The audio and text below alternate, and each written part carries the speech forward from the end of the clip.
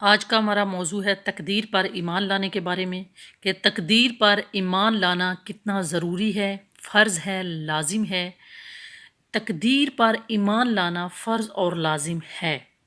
یعنی وجود ایمان کے لیے یہ اعتقاد رکھنا ضروری ہے کہ بندوں کے تمام اعمال خواہ وہ نیک ہوں یا بد، ان کے پیدا ہونے سے پہلے ہی لوح محفوظ میں لکھ دیے گئے ہیں۔ بندہ سے جو عمل بھی سرزد ہوتا ہے وہ خدا کے علم و اندازہ کے مطابق ہوتا ہے، لیکن خدا نے انسان کو عقل و دانش کی دولت سے نوازا، اس کے سامنے نیکی اور بدی دونوں راستے واضح کر دیے، ان پر چلنے کا اختیار دے دیا اور بتا دیا کہ اگر نیکی کے راستہ کو اختیار کرو گے تو اللہ تعالیٰ کی خوشنودی کا باعث ہوگا، جس پر جزا و انعام سے نوازا جاؤ گے، اور اگر بدی کے راستے کو اختیار کرو گے تو یہ خدا کے غضب اور اس کی ناراضگی کا باعث ہوگا، جس کی وجہ سے سزا اور عذاب کے مستحق گردانے جاؤ گے۔ اب اس واضح اور صاف ہدایت کے بعد جو شخص نیکی و بھلائی کے راستے کو اختیار کرتا ہے تو وہ از راہ فضل و کرم کی خدا کی رحمت سے نوازا جائے گا، اور اس پر خدا کی جانب سے فلاح و سعادت کے دروازے کھول دیے جائیں گے۔ اور اگر کوئی عقل کا اندھا اپنے کسب و اختیار سے برائی کے راستے کو اختیار کرتا ہے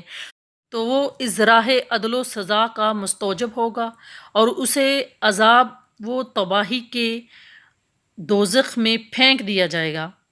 یہ بات ذہن نشین کر لینی چاہیے کہ تقدیر کا مسئلہ عقل و فکر کی رسائی سے باہر ہے، کیونکہ یہ خدا کا ایسا ایک راز ہے جس کا انسانی عقل میں آنا تو درکنارا، اسے نہ تو کسی مقرب فرشتے پر ظاہر کیا گیا ہے اور نہ ہی اس کا بھید کسی پیغمبر اور رسول کو معلوم ہے۔ اس لیے اس مسئلہ میں زیادہ غور و فکر کرنا اور اس میدان میں عقل کے گھوڑے دوڑانا جائز نہیں ہے، بلکہ تحقیق و جستجو کے تمام راستوں سے ہٹ کر صرف یہ اعتقاد رکھنا ہی اس فلاحی و سعادت کا ضامن ہے کہ خدا نے یہ مخلوق پیدا کر کے ان کو گروہوں میں تقسیم کر دیا ہے۔ ایک گروہ وہ ہے جو اچھے اعمال اور نیک کام کرنے کی بنا پر خدا کی جنت اور اس کی نعمتوں کا مستحق ہوگا، جو محض اس کا فضل و کرم ہوگا، اور دوسرا گروہ وہ ہے جو برے اعمال کے کرنے کی وجہ سے دوزخ میں ڈالا جائے گا، جو عین عدل ہوگا۔ ایک شخص نے حضرت علی رضی اللہ تعالیٰ عنہ سے قضا و قدر کے بارے میں سوال کیا۔ حضرت علی رضی اللہ تعالیٰ عنہ نے فرمایا، یہ ایک بڑا راستہ ہے، اس پر نہ چلو۔ اس شخص نے پھر اسی کو دوبارہ دہرایا، وہی سوال کیا۔ انہوں نے فرمایا، یہ ایک گہرا دریا ہے، اس میں نہ اترو۔ وہ شخص نہ مانا، اس نے پھر وہی سوال کیا۔ آخر میں حضرت رضی اللہ تعالیٰ نے فرمایا، یہ خدا کا ایک راز ہے جو تم سے پوشیدہ ہے، اس لیے اس کی تفتیش و تحقیق میں مت پڑو۔ لہٰذا اخروی سعادت اسی میں ہے کہ اس مسئلے کے بارے میں خدا اور خدا کے رسول نے جو کچھ بتایا ہے اور جن اعتقادات کو ماننے کے لیے کہا ہے اس پر عمل پیرا ہو جائیں اور نہ اپنی عقل کے تیر چلائیں۔ در حقیقت گمراہی کا راستہ اختیار کرنا اور تباہی و بربادی کی راہ پر لگنا ہے۔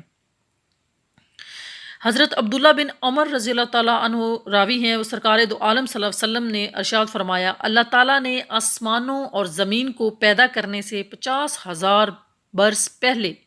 مخلوقات کی تقدیروں کو لکھا ہے، اور فرمایا اس وقت اللہ تعالیٰ کا عرش پانی پر تھا۔ یہ مسلم شریف کی حدیث ہے، سے لی گئی ہے۔ حضرت عبداللہ بن عمر سے یہ روایت ہے کہ اللہ تعالیٰ کی ذات اجسام و ظاہری اور مادیات کی کثافت سے پاک ہے، اس لیے یہ تو نہیں کہا جا سکتا کہ خدا نے خود اپنے ہاتھ سے تقدیر لکھ دی تھی، بلکہ اس کا مطلب یہی ہے کہ خدا نے تمام مخلوقات کو پیدا کرنے سے پہلے ہی ان کی تقدیریں قلم کو جاری ہونے کا حکم دے کر اس کے ذریعے لوح محفوظ میں ثبت کر دی تھی، یا یہ کہ فرشتوں کو حکم دے کر ان سے تقدیریں لکھوا دی تھیں۔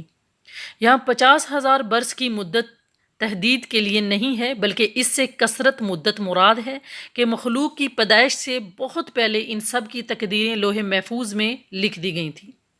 تو ان ساری باتوں میں، ان حدیثوں میں واضح بتا دیا گیا ہے تقدیر کے بارے میں اللہ کے ذات کے علاوہ کسی کو کچھ معلوم نہیں ہے، یہ صرف اللہ کی ذات ہی جانتی ہے۔